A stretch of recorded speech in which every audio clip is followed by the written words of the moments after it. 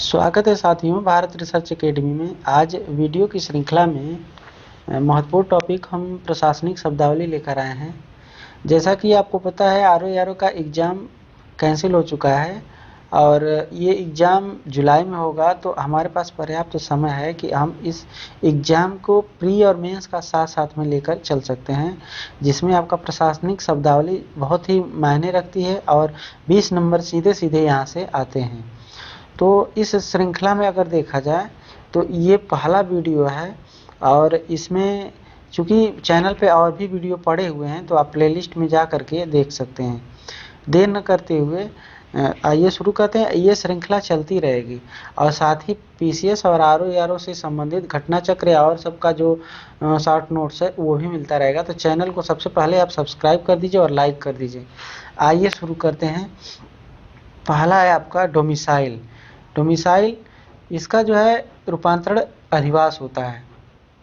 साथियों आरओ में दो तरीके से आता है, एक हिंदी टू इंग्लिश आता है और इंग्लिश टू हिंदी। यहाँ पे इंग्लिश टू हिंदी ही हम यहाँ पे पढ़ेंगे। जैसे आपका 5 क्वेश्चन आपका आता है इंग्लिश से हिंदी करने में, ट्रांसलेट करने के लिए। तो अगर इंग्लिश से हिंदी आ रहा है तो इसको कर सकते हैं, या फिर अगर अंग्रेजी से हिंदी से अंग्रेजी रूपांतरण आ रहा है तो आप इसको अधिवास जैसे पूछ दिया तो आप डोमिसाइल कर सकते हैं। तो इसको 2 बार पढ़ने की ज़रूरत नहीं है, हम एक ही में जो है इसको कर लेंगे। और इसका पीडीएफ चाहिए और जो भी इसमें आपको जो भी टॉपिक से वीडियो चाहिए तो आप कमेंट कर सकते हैं। डोमिसाइल DOMICILE डोमिसाइल का होता है अधिवास होता है। सरचार्ज का होता है अधिभार होता है। SURCHARGE सरचार्ज का होता है अधिभार होता है, याद रखिएगा। अब यहाँ पे मैनिफेस्टो है, मैनिफेस्टो का होता है घोषणा पत्र। जैसा कि जो विभिन्न पार्टियां होती हैं वो चुनाव के पहले अपना जो मैनिफेस्टो घोषित करती हैं, घोषणा पत्र, उसमें क्या करना है क्या नहीं, तो वही चीज़ है मैनिफेस्टो, MANIFESTO मैनिफेस्टो घोषणा पत्र होता है इसका हिंदी रूपांतरण। सेम अगर पूछते घोषणा पत्र का क्या होगा तो आप मैनिफेस्टो कर सकते हैं। तो आप इस चीज़ को समझ लीजिएगा। यहाँ पे जो है डिफेंडेंट दिया हुआ है, इसका प्रतिवादी होता है DEFENDANT, तो ये प्रतिवादी होता है। नेक्स्ट है आपका सरप्लस होता है। सरप्लस का होता है अधिशेष। यहाँ पे SURPLUS इसका होता है अधिशेष। अभी ऊपर हमने बताए हैं अधिभार, यहाँ पे अधिभार बताए हैं, तो याद रखिएगा। यहाँ पे सरचार्ज का होता है अधिभार और सरप्लस, जैसे कोई चीज़ सरप्लस हो जाती है तो अधिशेष होता है, इसका क्या होता है अधिशेष होता है। तो दोनों का जो है माइंड सेटअप बना लीजिए किससे क्या होता है, कन्फ्यूजन ज़्यादा होता है। कस्टडी का अभिरक्षा होता है। जैसे कोई अगर देखेंगे अभियुक्त है तो उसको कस्टडी में रखा जाता है तो उसका अभिरक्षा होता है CUSTODY। इसका मीनिंग बहुत मायने रखता है और सीधा सीधा मायत की तरह नंबर मिलता है, तो इसको आप ध्यान रखिएगा। अप टू डेट है, अप टू डेट इसका होता है अद्यतन होता है, इसका हिंदी रूपांतरण अद्यतन होता है। अद्यतन याद रखिएगा, अप टू डेट अद्यतन होता है। डीड, डीड का मतलब होता है विलेख होता है, याद रखिए। यहाँ पे कुछ शब्द जो है ऐसे हैं कि जो सीधा सीधा मिलते हैं। जैसे अब विलेख अगर पूछा तो आप जो डीड कर देंगे, DEED। प्रलेख अगर पूछ रहा है तो डॉक्यूमेंट कर देंगे। डॉक्यूमेंट का आप दूसरा नहीं लिखेंगे। जो प्रशासनिक शब्दावलियाँ होती हैं उसमें उसका सही जो है रूपांतरण होना चाहिए। ये नहीं कि अपने तरीके से जो जनरली यूज में है उसको हम कर दें, ऐसा नहीं है। डॉक्यूमेंट का होता है प्रशासनिक शब्दावली रूपांतरण, इसका प्रलेख होता है हिंदी रूपांतरण। अब यहाँ पे एटीक्यूट है तो इसका होता है शिष्टाचार होता है, ETIQUETTE। तो इसका मीनिंग आप जो है थोड़ा सा ध्यान दीजिएगा, ETIQUETTE एटीक्यूट जो है ये शिष्टाचार होता है। पुनः जो है अथॉरिटी है, यहाँ पे दिया हुआ है AUTHORITY अथॉरिटी। अथॉरिटी का होता है प्राधिकरण होता है, प्राधिकरण याद रखिएगा, प्राधिकरण होता है। डिलिमिटेशन है, डिलिमिटेशन जो है इसका परिसीमन होता है। जैसे परिसीमन आयोग होता है, आप देखते होंगे डिलिमिटेशन, किसी चीज़ का जो है डिलिमिटेशन यानी परिसीमन।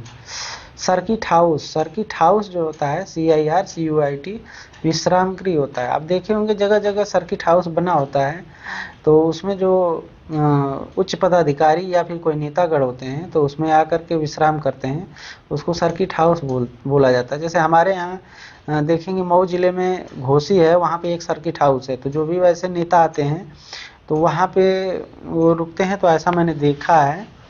तो इसको ऐसे आप याद रखिएगा, सर्किट हाउस का मतलब होता है विश्राम गृह होता है, CIRCUIT, सर्किट हाउस।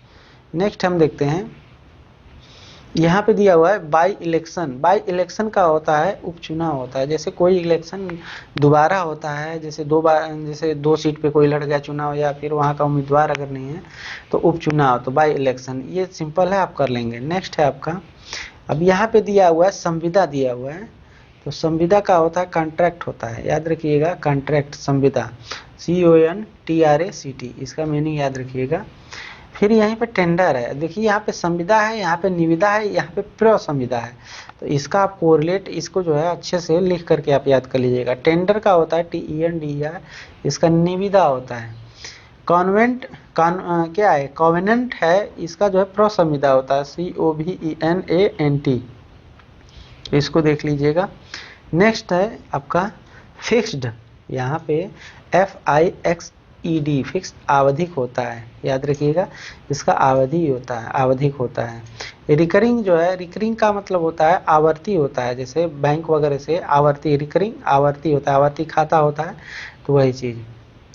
अब यहाँ पे दिया हुआ है इस इंसिडेंटल होता है, इंसिडेंटल का जो है आनुषंगिक होता है, INCIDENTAL, इंसिडेंटल, इसका आनुषंगिक होता है।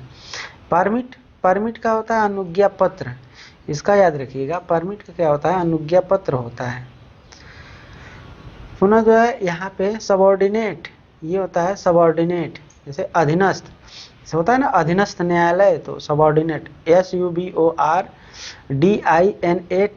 इसको आप लिख करके याद करेंगे तो बेहतर रहेगा, क्योंकि एग्जाम के प्रेशर में ये हमसे गलतियां हो जाती हैं, तो थोड़ा सा इस पे जो है, चूँकि ये नंबर फिक्स होता है, जो भी अगर आप सही लिखते हैं तो पूरा पूरा नंबर मिलता है, तो इस पर आप थोड़ा सा ध्यान देंगे। फिर आपका दिया हुआ है, आपका यहाँ पे इम्परेटिव दिया हुआ है, इम्परेटिव का आदेशात्मक होता है, IMPERATIV, इम्परर से क्या होता है, राजा क्या देता है, आदेश देता है, तो इम्परेटिव याद रखिए, आदेशात्मक हो जाएगा।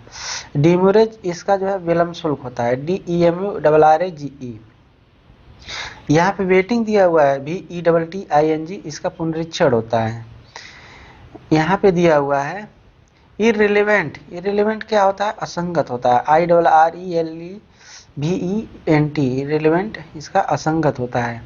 होनोररी, इसका क्या होता है, अवैतनिक होता है, तो HONORARY, इसका जो है अवैतनिक होता है। जैसे क्या होता है कि कोई अगर सरकारी पद पे है तो वो जो है बिना वेतन लिए, अगर जॉब बिना वेतन लिए छुट्टी ले रहा है तो उसको अवैतनिक कहते हैं। कॉम्प्ली, कॉम्प्ली का जो है अनुपालन करना होता है, वहीं पे कंप्लायंस हो जाएगा तो अनुपालन हो जाएगा, इन दोनों में थोड़ा सा डिफरेंस है, डिफरेंट है, ये देख लीजिएगा। यहाँ पे जो है दिया हुआ है परसुरेंस, परसुएंस, परसुएंस का अनुसरण होता है, PURSUANCE। यहाँ पे रेफरेंडम, रेफरेंडम का जनमत संग्रह होता है, जैसे किसी मुद्दे पे अगर जनमत संग्रह, जनमत कराना है तो यहाँ से करा सकते हैं।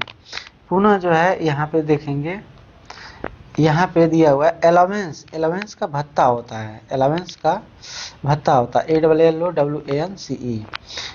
यहाँ पे इंसेंटिव है, इंसेंटिव का मतलब प्रोत्साहन होता है, इंसेंटिव मतलब जैसे आप कोई अगर गवर्नमेंट जॉब में है ऐसे, तो उसको इंसेंटिव, इंसेंटिव के रूप में प्रोत्साहन राशि दिया जाता है।